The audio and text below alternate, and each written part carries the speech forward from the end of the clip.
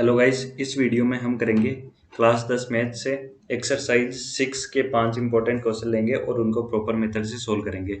Important मैं किस basis पे बोल रहा हूँ? इंपॉर्टेंट मैं इसलिए बोल रहा हूँ क्योंकि मैंने पिछले साल के कई पेपर्स एनालाइज किए हैं और बहुत सारी साइट्स पे भी मैंने देखे हैं, तो मेरे को ये इंपॉर्टेंट क्वेश्चंस मिले हैं और इन क्वेश्चंस में चैप्टर के लगभग सारे कॉन्सेप्ट्स क्लियर हो रहे हैं, इसलिए भी ये अपने आप में इंपॉर्टेंट क्वेश्चन है। ठीक है गाइस, तो अपन स्टार्ट करते हैं। सबसे पहले एक्सरसाइज 6.2 का ले रहे हैं अपन, क्वेश्चन नंबर 10। इसमें देखो क्या गिवन है। The diagonal of a quadrilateral ABCD intersect each other at the point O। तो ये क्वाड्रिलेटरल है ABCD, जिसका जो डायगोनल है वो कहाँ पे इंटरसेक्ट कर रहा है? ये डायगोनल इंटरसेक्ट कर रहा है पॉइंट O पे। ठीक है, तो सच दैट अपन को क्या गिवन है? AO upon BO is equal to CO upon DO, so that ABCD is a trapezium. तो अपन अपना सॉल्यूशन स्टार्ट करते हैं यहाँ से। ठीक है, तो अपन को प्रूव करना है कि ये एक ट्रेपेजियम है। तो ट्रेपेजियम होता क्या है? एक तरह का क्वाड्रिलेटरल ही होता है, जिसकी क्या होती है, दो जो ये साइड्स होती है वो तो होती है पैरेलल, और दो साइड होती है वो होती है नॉन पैरेलल, कि वो आपस में एक दूसरे के पैरेलल नहीं होती है। तो अपन को बेसिकली प्रूव क्या करना है कि ये AB पैरेलल है CD के। ठीक है, अगर अपन ये प्रूव कर देंगे ना, तो अपना ये क्वेश्चन सोल्व हो जाएगा। मतलब अपन प्रूव कर देंगे कि ABCD इज ए ट्रेपेजियम। तो देखो, हम देखो इसको प्रूव कैसे करेंगे।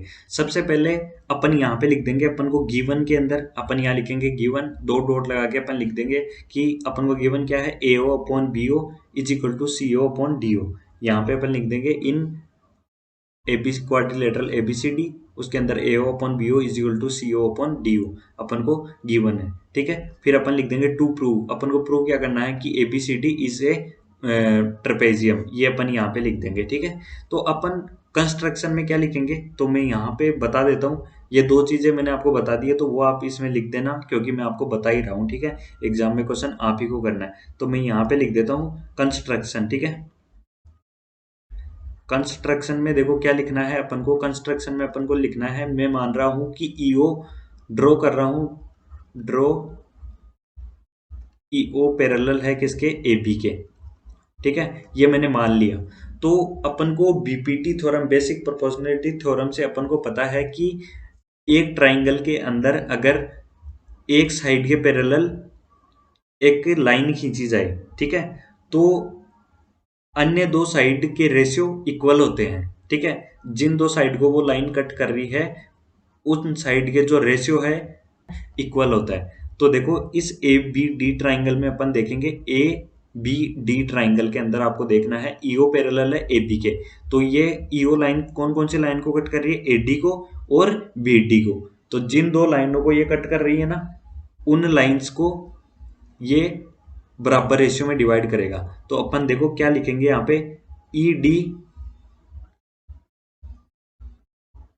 ED अपॉन EA किसके इक्वल होगा? ये OD अपॉन OB के। ठीक है, तो अपन इसको इक्वेशन 1 का नाम दे देते हैं। एक इक्वेशन अपने पास में बन गई है। ठीक है, अब दूसरी इक्वेशन देखो मैं कहां से लाता हूं। जो अपन को ये गिवन है ना, उसको मैं देखो यहां पे लिखता हूं, AO upon BO is equal to CO upon DO। ठीक है, तो इनको मैं क्या करता हूँ, क्रॉस मल्टीप्लाई करता हूँ। यहां मैं लिख दूंगा गिवन। ठीक है, अपन को रीजन भी लिखना पड़ेगा हर लाइन के आगे। तो इनको देखो मैं क्रॉस मल्टीप्लाई कर लेता हूं, तो क्या आएगा, AO into DO is equal to CO into BO। ठीक है, तो अब देखो मैं क्या लिखता हूं इधर। इधर क्या है, DO तो इधर है ही, DO को तो मैं इधर रख लेता हूं। ठीक है, DO को इधर रख लेता हूं और DO के नीचे OB को ले आता हूं इधर। तो यहाँ पे मैं DO के नीचे OB को ले आया, इज इक्वल टू इधर CO तो ऑलरेडी है ही, CO के नीचे मैं किसको ले आता हूँ, AO को ले आता हूँ। तो ये अपना क्या हो गया, ये हो गया अपना इक्वेशन नंबर 2। अब देखो इक्वेशन नंबर 1 और इक्वेशन नंबर 2 से अपन को देखो क्या दिख रहा है, ये D O upon O B है इधर, ये इधर भी D O upon O B है, तो D O upon O B किसके इक्वल है, सी ओ अपॉन ए ओ के, ठीक है। और यहाँ पे D O upon O B किसके इक्वल है, ई डी अपॉन ई ए के। तो इक्वेशन 1 और इक्वेशन 2 से सी ओ अपॉन ए ओ इक्वल होगा किसके, ई डी अपॉन ई ए के। तो देखो ये चीज मैं लिखता हूं अगले पेज के ऊपर। तो देखो इक्वेशन 1 और इक्वेशन 2 मैंने यहाँ पे लिख दी है, जो अपन ने पिछले पेज पे निकाली थी। अब देखो यहाँ पे क्या है, D O upon O B है, ठीक है, D O upon O B है यहाँ पे, और यहाँ पे भी D O upon O B है। तो D O upon O B के ये इक्वल है और D O upon O B के ये इक्वल है, तो ये दोनों आपस में भी इक्वल होनी चाहिए। तो मैं क्या लिख रहा हूँ इधर, D E upon A E is equal to O C upon O A, ठीक है। तो ये अपनी आ गई थर्ड समीकरण, ठीक है। अब अपन को क्या करना है, क्वेश्चन का डायग्राम देखना है। तो मैं आपको दिखाता हूं डायग्राम क्वेश्चन का। तो यहाँ पे देखिए डायग्राम के अंदर डीई अपॉन ए ई, ठीक है। तो मैं बताता हूं, अब उस ट्राइंगल के अंदर देखो DE upon A E, D E upon A ई, ठीक है, ये दे रखा है, इज इक्वल टू क्या दे रखा है, ओ सी अपॉन ओ ए। तो आपको देखना है ए सी डी ट्राइंगल के अंदर, ठीक है। ए सी डी ट्राइंगल के अंदर आप देखिए ये क्या लिखा हुआ है, डीई अपॉन ई ए, ठीक है, इज इक्वल टू, तो अपन यहाँ पे लिखेंगे इन ट्राइंगल ए सी डी, ठीक है। तो यहाँ पे क्या है, DE upon A E is equal to किसके दे रखा है, ओ सी अपॉन, ये यहाँ पे ओ पॉइंट है, ओ सी अपॉन ओ ए। तो देखो इसका रेशियो और इसका रेशियो किसके इक्वल है, ओ सी अपॉन ओ ए के रेशियो के इक्वल है। इसका मतलब क्या है कि जो ई ओ है, ठीक है, वो किसके पैरेलल है, वो सी डी के पैरेलल है, तभी तो अपन ये वाला रेशियो लिख सकते हैं, ठीक है। तो इसका मतलब क्या आया, equation from equation 3, from equation 3 अपन क्या लिख सकते हैं, अपन लिख सकते हैं कि ई ओ पैरेलल है किसके, सी डी के। पर बाई कंस्ट्रक्शन से, अपन ने कंस्ट्रक्शन में क्या माना था, कंस्ट्रक्शन में अपन ने माना था कि ई ओ पैरेलल है किसके, ए बी के, ठीक है। कंस्ट्रक्शन में अपन ने ये माना था, पर अपन ने प्रूव क्या कर दिया कि ई ओ किसके पैरेलल है, सी डी के पैरेलल है। लेकिन कंस्ट्रक्शन में अपन ने माना ई ओ पैरेलल है ए बी के। इसका मतलब क्या होना चाहिए, ए बी पैरेलल होना चाहिए सी डी के। तो अपना कैलकुलेशन क्या निकला अपने पास में कि ए बी पैरेलल होना चाहिए किसके, सी डी के, ठीक है। इसका मतलब क्या हुआ कि ए बी देखो पैरेलल आ गया सी डी के, तो इसका मतलब क्या हुआ कि ए बी सी डी क्या है, एक ट्रेपेजियम है, ठीक है। ये अपन ने प्रूव कर दिया। तो अपन क्या लिख देंगे, hence A B C D is a trapezium. आप ऐसे लिख के आएंगे गाइस। आपको ये और लिखना है इधर आके कि बाई कंस्ट्रक्शन,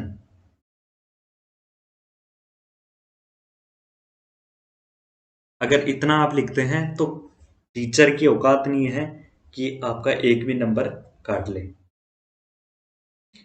अब करेंगे गाइज अपन एक्सरसाइज 6.3 का क्वेश्चन नंबर 2। ये भी एक इम्पोर्टेंट क्वेश्चन है, और गाइज ये काफी इम्पोर्टेंट क्वेश्चन है, ये इस बार बोर्ड एग्जाम में पूछा भी जा सकता है।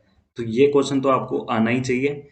तो इस क्वेश्चन में देखो क्या गिवन है, इन फिगर 6.35, इस फिगर का नाम क्या है, 6.35 इस फिगर का नाम है। Triangle O D C similar है किसके, triangle O B A. O D C किसके सिमिलर है, ओ ए ओ बी ए के, ठीक है। और जो एंगल अपन को दे रखा है बी ओ सी, एंगल कौन सा है, बी ओ सी, बी ओ सी, ये कितना अपन को दे रखा है, बी ओ सी, ठीक है। ये वाला एंगल अपन को 125 डिग्री अपन को गिवन है। और सी डी ओ, ये सी और ये डी और ये ओ, तो ये डी एंगल अपन को कितना गिवन है, 70 डिग्री। तो अपन को फाइंड क्या करना है, D O C, D C O and O A B, ठीक है। ये तीन एंगल अपन को फाइंड करना है। तो अपन अपना सॉल्यूशन स्टार्ट करते हैं यहां से। तो देखो मैं लिख रहा हूं बी ओ डी, ठीक है। ये जो लाइन है ना, मैं ये एक लीनियर पेयर बन रहा है, तो यहाँ पे जो ये पूरा एंगल बनना चाहिए बी ओ डी वाला, इधर साइड का पूरा एंगल वो 180 डिग्री बनना चाहिए, ठीक है गाइस। तो यहाँ पे मैं देखो क्या लिख रहा हूँ, एंगल, तो अपन लिख देते हैं फ्रॉम दी गिवन फिगर, ठीक है। तो मैं यहाँ पे देखो सबसे पहले क्या लिख रहा हूँ, एंगल DOC, DOC, ये DOC मतलब ये O वाला angle plus angle COB, COB, तो देखो DOC मतलब ये वाला एंगल आ गया और BCO, COB कौन सा आ गया, ये वाला एंगल आ गया, मतलब ये पूरा एक लीनियर पेयर बन गया। तो लीनियर पेयर पे बनने वाला एंगल कितना होता है, टोटल इनका 180 डिग्री होगा। रीजन अपन क्या लिख देंगे यहाँ पे, लीनियर पेयर, लीनियर पेयर, इसीलिए तो अपन ने 180 डिग्री इसको लिख दिया, क्योंकि ये O वाला एंगल और ये इधर वाला एंगल ये मिलके कितना हो रहा है, टोटल 180 डिग्री, ठीक है। तो यहाँ पे देखो एंगल DOC अपन को गिवन नहीं है, लेकिन एंगल COB अपन को गिवन है 125 डिग्री, ठीक है, 125 डिग्री। तो ये आ गया 180 डिग्री के इक्वल। यहाँ से एंगल DOC देखो कितना आ रहा है, इस 125 को मैं उधर ले जाता हूँ, ये आ गया 180 माइनस 125 डिग्री। तो ये देखो 180 में से 125 माइनस करते हैं अगर, तो देखो कितना आता है, 55 डिग्री, ठीक है, एंगल DOC। और DOC एंगल अपन को पूछा था, तो अपन ने ए का सॉल्यूशन तो अपन ने निकाल दिया है। तो अपन ने कौन सा एंगल निकाल दिया, DOC, ये वाला एंगल अपन ने फाइंड कर लिया है, ठीक है। अब देखो मैं क्या करता हूं, इन ट्राइंगल OCD, ठीक है, यहां पे लिख देता हूं इन ट्राइंगल OCD, ठीक है। तो यहां पे मैं तीनों एंगल्स का सम करता हूं। सबसे पहले तो मैं लिख रहा हूं एंगल OCD, OCD मतलब ये C वाला एंगल मैंने लिख दिया इधर, ठीक है, OCD प्लस में, अब लिख रहा हूं मैं CDO मतलब ये D वाला एंगल लिख रहा हूं, CDO प्लस में क्या लिख रहा हूं, DOC, DOC। तो ये तीनों एंगल का सम मैंने लिख दिया, देखो कौन सा है, OCD, तो कौन सा है, OCD मतलब ये वाला एंगल हो रहा है, ठीक है। CDO, CDO मतलब ये वाला एंगल है जो 70 डिग्री अपन को गिवन है। और थर्ड वाला कौन सा है, DOC मतलब ये O वाला एंगल, ठीक है। तो इनका सम कितना होना चाहिए, इनका सम होना चाहिए 180 डिग्री, ठीक है। ट्राइंगल के तीनों कोणों का योग कितना होता है, 180 डिग्री लिखता है। तो अपन इधर क्या लिखेंगे, कोष्टक में लिख देंगे angle sum property of a triangle, ठीक है। एंगल सम प्रॉपर्टी है ये ट्राइंगल की, मतलब ट्राइंगल के तीनों कोणों का योग 180 डिग्री होता है। तो यहाँ पे देखो OCD की वैल्यू अपन को फाइंड करनी है, तो अपन OCD का OCD लिख लेते हैं, प्लस CDO अपन ने देखो अभी CDO, तो ये D वाला अपन को 70 डिग्री अपन को गिवन है, ठीक है, प्लस में DOC अभी अपन ने फाइंड किया है 55 डिग्री, ठीक है, 55 डिग्री। तो इन तीनों कोणों का योग कितना है, 180 डिग्री है, ठीक है। तो यहाँ पे OCD प्लस में 70 प्लस 55 करेंगे तो 125 डिग्री आ रहा है यहाँ पे, ठीक है, इक्वल में कितना है, 180 डिग्री है, ठीक है। अब यहाँ से अगर अपन निकाले OCD तो कितना आ रहा है, 180 में से माइनस कर देंगे 125 को, तो यहाँ पे कितना आ रहा है, 55 डिग्री आ रहा है। तो अपन ने दूसरा सॉल्यूशन भी अपन ने फाइंड कर दिया है।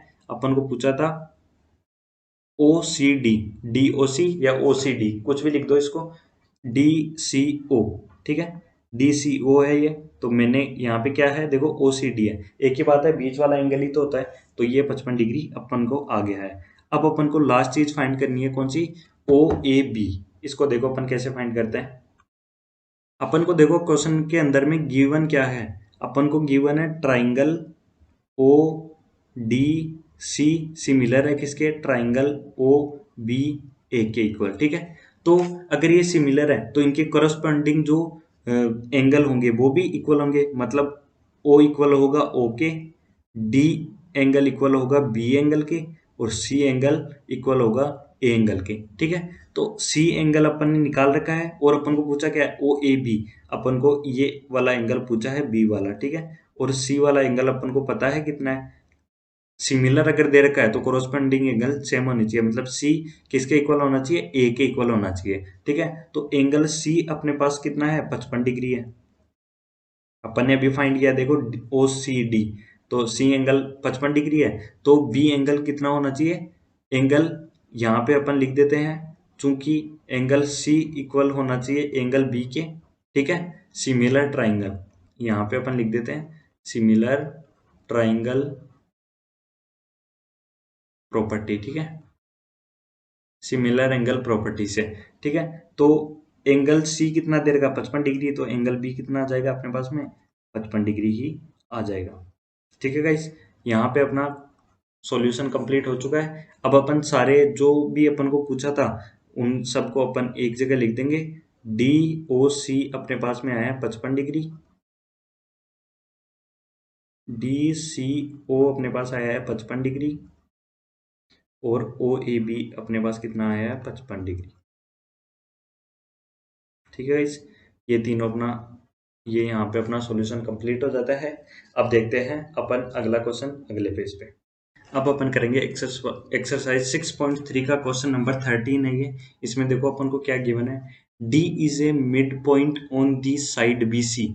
ये वाली साइड बी सी है, इसका डी है क्या, मिड पॉइंट है of a triangle A B C, ये वाले ट्राइंगल में, such that A D C, A D C equal है किसके, बी ए सी के। मतलब ये जो ए वाला एंगल है और ये जो डी वाला एंगल है ये क्या है, इक्वल है। सो दैट सी ए का स्क्वायर, ये वाली साइड सी ए का स्क्वायर किसके इक्वल होगा, सी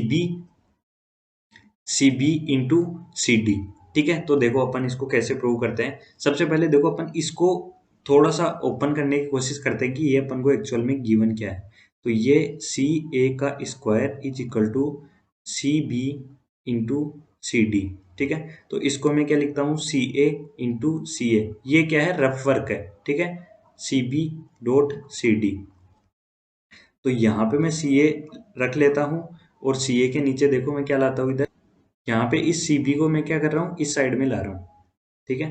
तो यहाँ पे सी बी को इस साइड में ले आया, इधर C D is equal to इस सी ए को मैं इधर ले जाता हूँ, ठीक है। तो देखो एक्चुअल में अपन को प्रूव क्या करना है, C A upon C B, C A upon C B, ठीक है, is equal to C D upon C A, ठीक है। अपन को ये प्रूव करना है। तो देखो अपन कहाँ से स्टार्ट करते हैं, अपन स्टार्ट करते हैं, देखो देखो अपन यहाँ से सॉल्यूशन अपना स्टार्ट करते हैं। अपन को गिवन क्या क्या है, गिवन है अपन को A D C is equal to angle B A C, ठीक है। और अपन को प्रूव क्या करना है, सी ए का square is equal to C B into C D. तो देखो सबसे पहले मैं यहाँ पे क्या लिख रहा हूँ, in triangle A B C, in triangle A B C and D A C.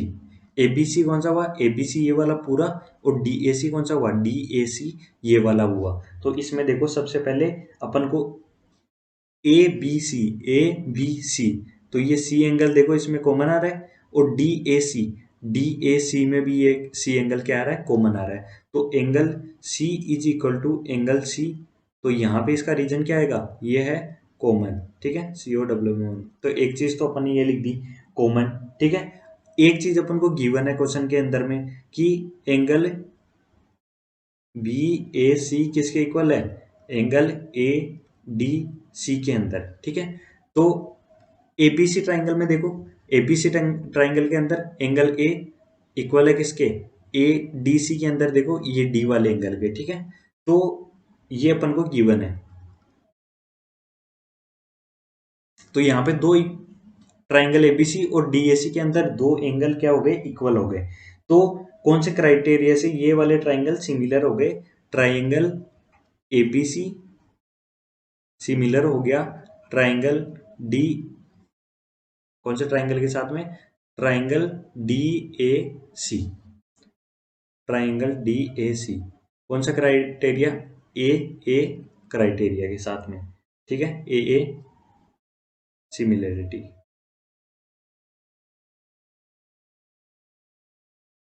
True, ठीक है। इससे अगर ये सिमिलर है ये वाले ट्राइंगल, तो इनके कोरोस्पोंडिंग जो साइड है उनका रेशियो क्या होगा, इक्वल होगा, ठीक है। तो यहाँ पे मैं देखो सी ए की कोरोस्पोंडिंग साइड कौन सी है, देखो ए बी की कोरोस्पोंडिंग साइड कौन सी होगी, डी ए होगी। बी सी की कोरोस्पोंडिंग साइड कौन सी होगी, ए सी होगी। तो यहाँ पे सी ए की कोरोस्पोंडिंग साइड कौन सी होगी, सी डी।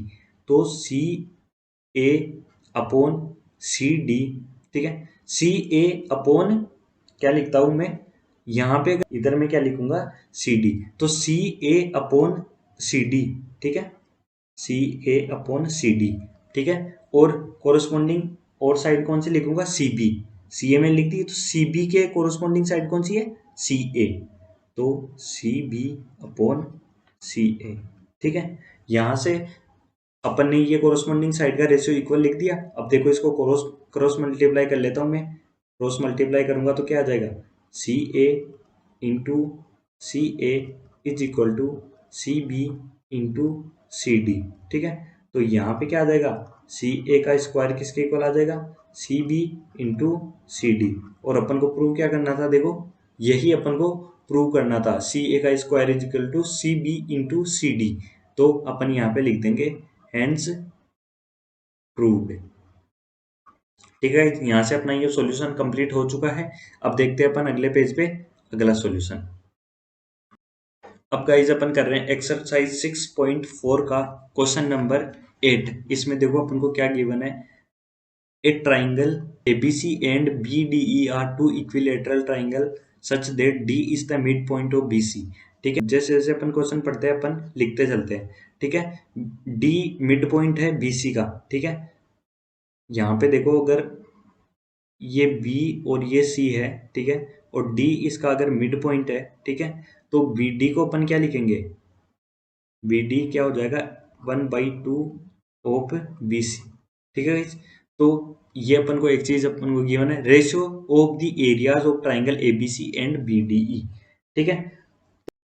अब देखो मैं क्या कंसिडर करता हूँ, गिवन तो क्या क्या है, triangle ABC and BDE are क्या है, इक्विलेटरल ट्राइंगल, एक चीज तो ये गिवन है, और क्या गिवन है, D is the mid point of BC, ये चीज अपन को गिवन है। और अपन को निकालना क्या है, एरिया ऑफ ट्राइंगल एबीसी और बीडीई इनका रेशियो, ठीक है। तो मैं क्या सपोज करता हूं, अगर ट्राइंगल एबीसी इक्विलेटरल ट्राइंगल है तो A B let A B is equal to B C is equal to C A is equal to A, ठीक है। इक्विलेटरल ट्राइंगल है तो इनकी साइड्स तो क्या होगी, इक्वल होगी। और D is the mid point of, D is the mid point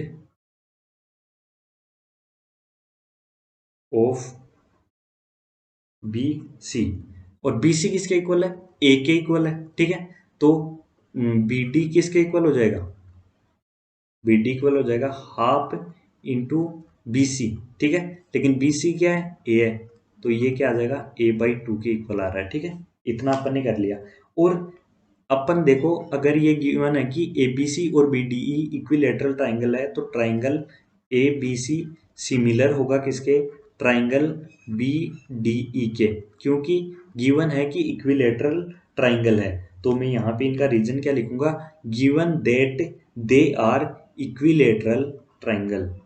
equilateral triangle का एरिया क्या होता है, इक्विलेटरल ट्राइंगल के एरियाज का जो रेशियो होता है ना, वो उनकी कोरोस्पोंडिंग साइड्स के स्क्वायर के रेशियो के इक्वल होता है। तो देखो क्या होगा, area of A B C, यहाँ पे मैं लिख देता हूं area of triangle A B C upon area of triangle B D E, ठीक है।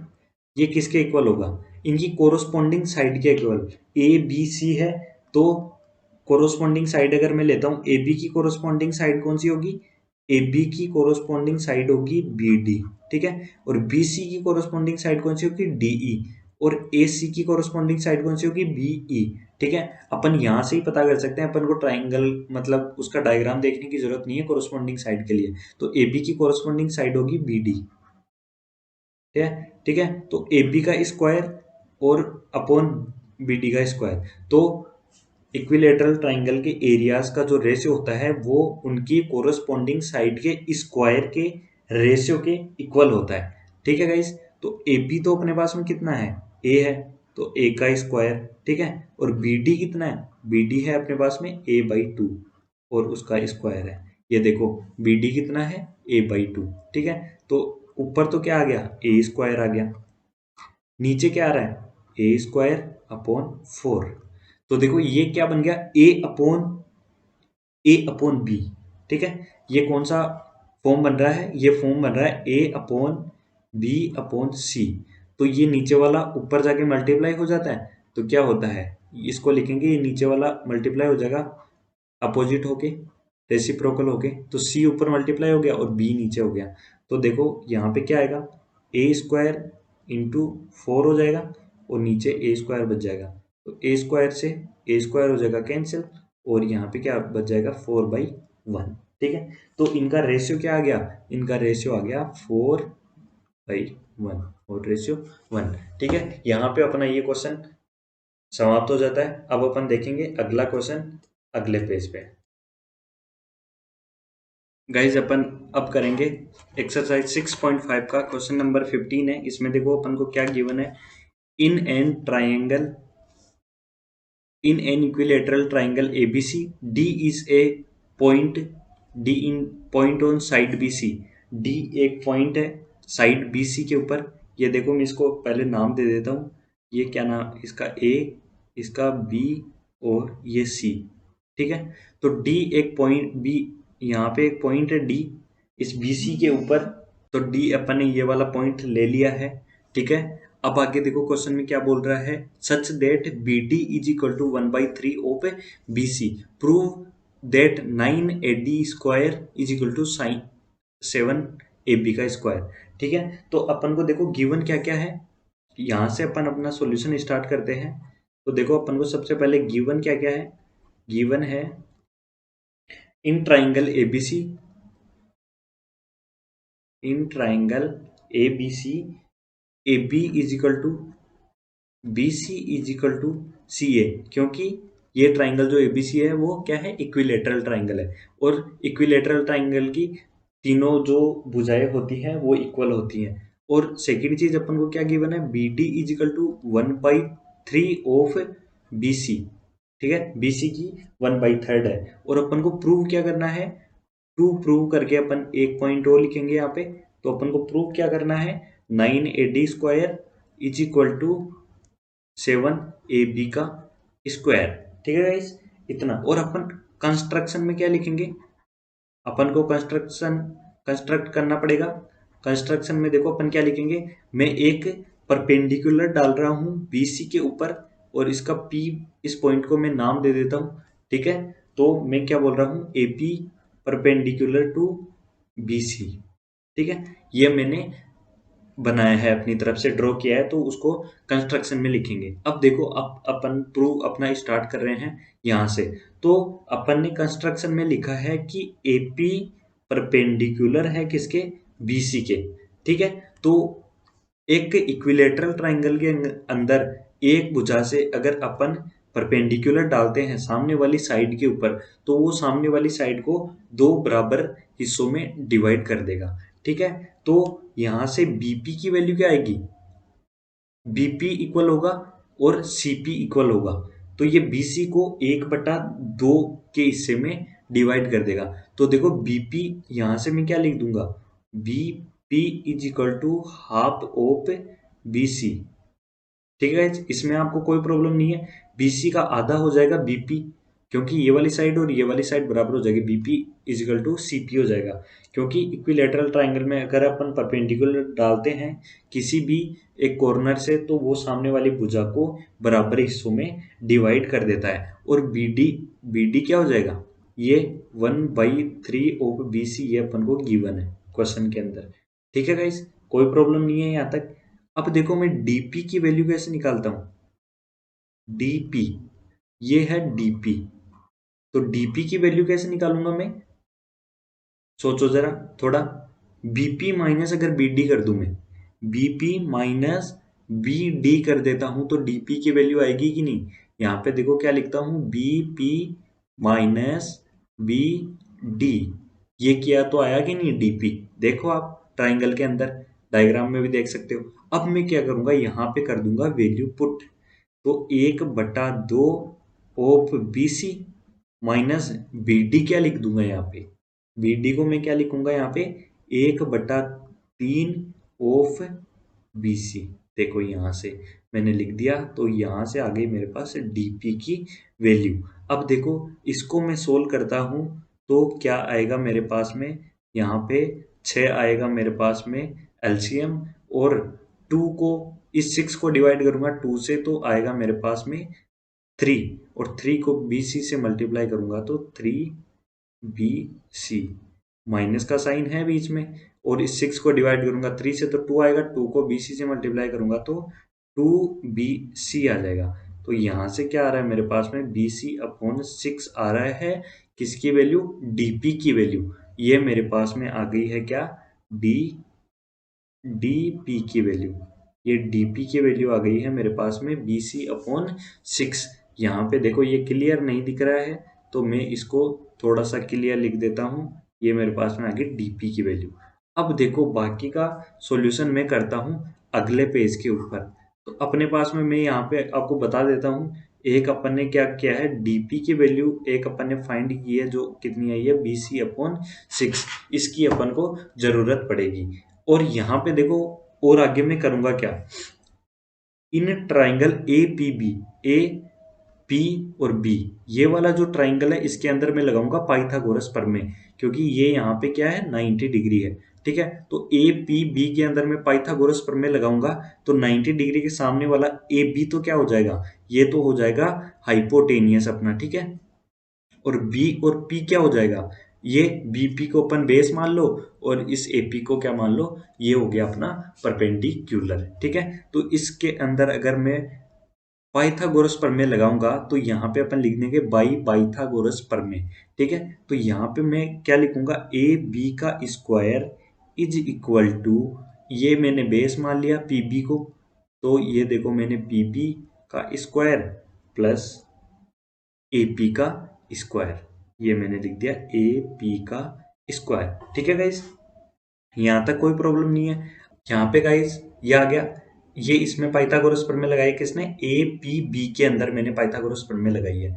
अब आप एक चीज और देखो, अगर मैं पाइथागोरस प्रमेय लगाऊं ए पी डी के अंदर, ए पी डी के अंदर, तो हाइपोटेनियस तो क्या हो जाएगा, एडी हो जाएगा। तो देखो हाइपोटेनियस तो क्या हुआ, एडी हो जाएगा। तो एडी का स्क्वायर किसके इक्वल आ जाएगा, ये डीपी, डीपी का स्क्वायर प्लस में क्या आ जाएगा इसके साथ में, ये आ जाएगा एपी का स्क्वायर, ये आ गया एपी का स्क्वायर। ठीक है, तो यहां से अगर मैं एपी के स्क्वायर की वैल्यू निकालता हूं तो क्या आ जाएगी, ए डी का स्क्वायर, और इस डीपी को मैं इधर ले जाऊंगा तो क्या आ जाएगा, ये डीपी का स्क्वायर इधर आ जाएगा, और यहाँ पे आ जाएगा एपी का स्क्वायर। तो देखो मैं एपी के स्क्वायर की जगह ये वैल्यू पुट करूंगा, एडी की स्क्वायर माइनस डीपी का स्क्वायर। इस एपी के स्क्वायर की जगह एडी का स्क्वायर माइनस डीपी का स्क्वायर, ये वैल्यू मैं पुट करूंगा। तो देखो अगले पेज के ऊपर मैं इन सब चीजों को नोट कर देता हूँ। तो देखो गाइस, मैंने जो जो वैल्यू निकाली है अभी तक वो मैंने इधर लिख दी है। एपी का स्क्वायर मैंने एडी का स्क्वायर मैंने डीपी का स्क्वायर फाइंड किया है, और डीपी की वैल्यू मैंने 1/6 इंटू बीसी, मतलब बीसी बाई 6 मैंने निकाली है, और बीपी की वैल्यू 1/2 इंटू बीसी। ठीक है, ये मतलब अपन को ये भी अपन ने फाइंड किए। अब ये वाली इक्वेशन में मैं सारी वैल्यूज क्या कर देता हूँ, पुट कर देता हूँ। पहले इस एपी के स्क्वायर की जगह में एडी का स्क्वायर माइनस डीपी का स्क्वायर पुट करूंगा। ठीक है, तो ए बी का square is equal to P B के स्क्वायर को मैं ऐसे की ऐसे लिख लेता हूँ। ठीक है गाइस, और प्लस लगा के मैं क्या लिखता हूँ, एपी के स्क्वायर को, एपी के स्क्वायर को एडी का स्क्वायर माइनस का डी पी का स्क्वायर, डी पी का स्क्वायर। ठीक है, ये मैंने पुट कर दिया। अब मैं ये वैल्यू भी इसमें पुट कर देता हूँ, पीबी, ये देखो बीपी, बीपी और पीबी एक ही बात है, तो 1/2 इंटू बीसी, मतलब BC/2 इसको मैं लिख देता हूँ। बीसी है वो वाला बीसी नहीं है गाइस, ये अपना साइड है बीसी। ठीक है, कतई नोट ही नहीं होने का। अब देखो एडी अपना है, तो एडी को अपन ऐसे की ऐसे, एडी के स्क्वायर को अपन ऐसे की ऐसे लिख लेते हैं, माइनस डीपी का स्क्वायर है, तो डीपी के स्क्वायर की जगह मैं क्या लिखूंगा, BC/6, ये भी साइड ही है, इसको भी और कोई सा BC नहीं मानना है, तो AB के स्क्वायर के इक्वल में ये आ गया है, ये चीज अपने पास में। ठीक है, अब देखो मैं इसको थोड़ा सोल्व कर लेता हूँ, सिंप्लीफाई कर लेता हूँ, तो AB का स्क्वायर, ये BC का स्क्वायर क्या हो जाएगा, BC के स्क्वायर, ठीक है, अपॉन 2 का स्क्वायर 4 हो जाएगा, प्लस AD का स्क्वायर माइनस ये 20C का स्क्वायर करेंगे तो ये 20C का स्क्वायर, 6 का स्क्वायर करेंगे तो ये 36 आ जाएगा। ठीक है गाइस, कोई प्रॉब्लम नहीं है यहाँ तक। अब अपन को पता है, अपन ने सबसे पहले ही देखा है कि A B is equal to B C is equal to C A है, क्योंकि अपन को ट्राइंगल एबीसी क्या दे रखा है, इक्विलेटरल ट्राइंगल अपन को गिवन है। ठीक है, तो सबसे पहले मैं क्या करता हूँ यहाँ पे, अगर मैं इस पूरी इक्वेशन को 36 से मल्टीप्लाई कर दूं तो सबसे पहले तो देखो क्या आएगा, 36 से LHS और राइट हैंड साइड में दोनों साइड में मल्टीप्लाई करता हूँ, तो ए बी को 36 से मल्टीप्लाई करूंगा तो 36 ए बी का स्क्वायर इज इक्वल टू, ये देखो यहाँ पे बी सी का स्क्वायर बाई 4 है, इसको मैं अगर 36 से मल्टीप्लाई करूंगा तो ये 4 से ये 36 9 टाइम कट जाएगा, तो यहाँ पे क्या आ जाएगा 9 बी सी का स्क्वायर। ठीक है गाइस, कोई प्रॉब्लम नहीं है यहाँ पे। प्लस में एडी को 36 से मल्टीप्लाई करूंगा तो 36 एडी का स्क्वायर, माइनस यहाँ पे बीसी का स्क्वायर अपॉन 36 है, इसको 36 से मल्टीप्लाई करूंगा तो क्या आ जाएगा बीसी का स्क्वायर ओनली। ठीक है गाइस, यहाँ पे कोई प्रॉब्लम नहीं है। अब देखो इस बीसी को मैं क्या लिख देता हूँ, यहाँ पे लिखूंगा बीसी को ए बी के इक्वल। देखो बीसी ए बी के इक्वल है, तो यहाँ पे क्या आ जाएगा मेरे पास में 36 ए बी का square is equal to 9 A B का स्क्वायर। बी सी की जगह मैंने ए बी पुट कर दिया है, तो ये ए बी का स्क्वायर आ गया प्लस 36 ए डी का स्क्वायर माइनस बी सी का स्क्वायर। ठीक है गाइस, बी सी के स्क्वायर को भी मैं क्या करता हूँ ए बी में कन्वर्ट करके लिख देता हूँ। यहाँ पे मैं लिख देता हूँ ए बी का स्क्वायर। ठीक है, अब देखो ये ए बी वाले टर्म्स को मैं इधर ले जाता हूँ, तो 36 A B square minus 9 A B square, और ये माइनस का है तो इधर जाके प्लस का हो जाएगा ए बी स्क्वायर, और इधर क्या बचा मेरे पास में 36 ए डी का स्क्वायर। ठीक है गाइस, अब 36 में से 9 माइनस करेंगे और एक इसमें प्लस कर देंगे, तो पहले एक प्लस कर देते तो 37 हो गया। अब 37 में से एक माइनस कर देंगे तो 28 बचेगा, तो 28 ए बी का स्क्वायर आ जाएगा अपने पास में, और इधर क्या आएगा 36 ए डी का स्क्वायर है।